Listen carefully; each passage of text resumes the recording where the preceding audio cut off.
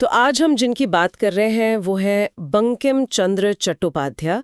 हमारे पास उनके जीवन और काम से जुड़े कुछ दिलचस्प दस्तावेज हैं और कोशिश यही रहेगी कि उनके योगदान को थोड़ा गहराई से समझें। जी बिल्कुल। और देखिए, शुरुआत ही करते हैं उस बात से जो शायद सब जानते हैं। बंकिम चंद्र चट्टोपाध्याय ही वो शख्स है जिन्होंने भारत का राष्ट्रगीत वंदे मातरम लिखा। हाँ, ये तो है। 27 जून 1838 को पश्चिम बंगाल में उनका जन्म हुआ था।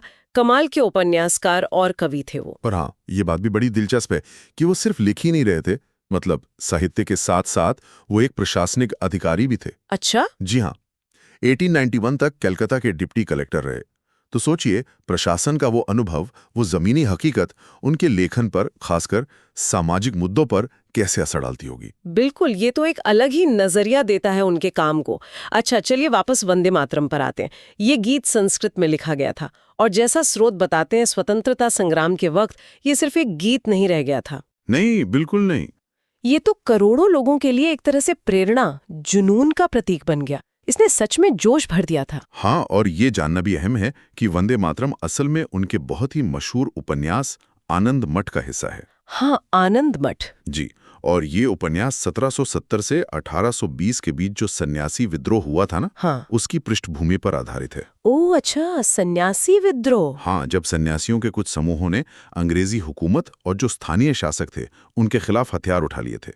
तो देखिए, एक ऐतिहासिक विद्रोह से निकले उपन्यास ने भारत को राष्ट्रगीत दिया। कमाल है। यानी सिर्फ कहानी नहीं थी, उसमें इतिहास और राष्ट्रीय भावना दोनों का गहरा संगम था। और जैसा आप कह रहे थे, बंकिम चंद्र का लक्ष्य सिर्फ मनोरंजन या कहानी सुनाना तो नहीं था, है ना? नहीं नहीं, बिल्कुल नहीं। उनका एक मिशन था, कह सकते हैं। वो अपने लेखन के जरिए बंगाल में एक बौद्धिक, एक सांस्कृतिक जागृति लाना चाहते थे। इसीलिए उन्होंने वो पत्रिका शुरू की थी। एकदम सही। इसी सोच के साथ उन्होंने 1872 में बंग दर्शन नाम की एक मासिक पत्रिका शुरू की।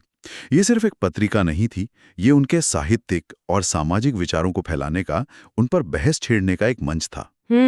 इसके जरिए वो बंगाली पहचान और आधुनिक सोच, इन दोनों को साथ लेकर चलना चाहते थे। और उनके उपन्यासों की रेंज देखिए।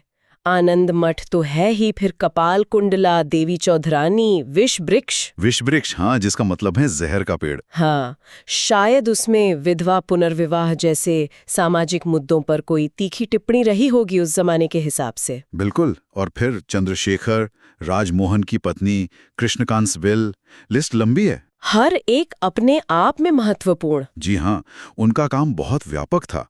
उसने सिर्फ बंगाली साहित्य पर ही नहीं, बल्कि उस दौर के पूरे समाज की सोच पर गहरा असर डाला। और कई सवाल जो उन्होंने उठाए, वो आज भी हमें सोचने पर मजबूर करते हैं। तो अगर हम संक्षेप में देखें, बंकिम चंद्र चट्टोपाध्याय एक महान उपन्यासकार थे, कवि थे। वंदे मातरम के जरिए उन्होंने राष्ट्र को एक आवाज दी और बंग दर्शन जैसे मंच से बंगाल में एक बौद्धिक चेतना जगाई। एक दूरदर्शी विचारक थे वो। उनका निधन 8 अप्रैल 1894 को हुआ। हाँ, और जाते जाते एक सवाल शायद हम सोचने लिए छोड़ सकते हैं। जरूर। कि जैसे आनंद मठ जैसे साहित्य ने वंदे मातरम जैसा एक शक्तिशाली प्रतीक देकर आज़ादी की लड़ाई को इतनी ऊर्जा दी, इसे प्रभावित किया, तो क्या आज के दौर में भी, मतलब आज का साहित्य या सिनेमा या कला के दूसरे रूप, क्या वो राष्ट्रीय पहचान या सामाजिक आंदोलनों को उसी तरह, उसी शिद्दत से गढ़ने या प्रभावित करने की क्षमता रखते हैं? ये वाकई सोचने वाली बात है। इस पे जरूर विचार किया जा सकता है।